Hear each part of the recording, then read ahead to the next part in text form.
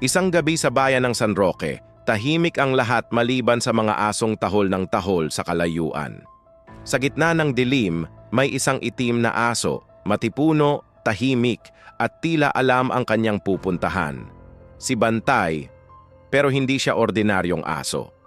Lagi siyang napapansin sa kalsada ng Barangay 2, kung saan maraming tao ang bigla na lamang nawawala. May nagsasabing sumparaw ang lugar, may ibang naniniwalang may nilalang na nangunguha ng tao. Pero isang gabi, isang batang lalaki na nagngangalang Nico ang naglakas loob na sundan si Bantay. Sa paglalakad nila sa masukal na daan, napansin ni Nico na hindi tumatapak si Bantay sa lupa. Tila lumulutang. "Bantay! Ano ka ba talaga?"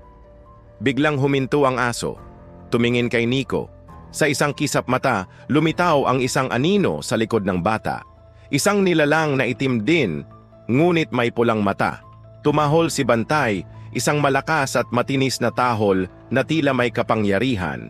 Nagliyab ang kanyang katawan sa asul na apoy. Lumaban siya sa nilalang. Napaatras si Nico nanginginig. "Bantay, nililigtas mo ako!" Natalo ang anino, ngunit paglingon ni Nico, wala na si Bantay. Ang iniwan lang niya, isang kwintas na may ukit na tagapagtanggol ng mga kaluluwa.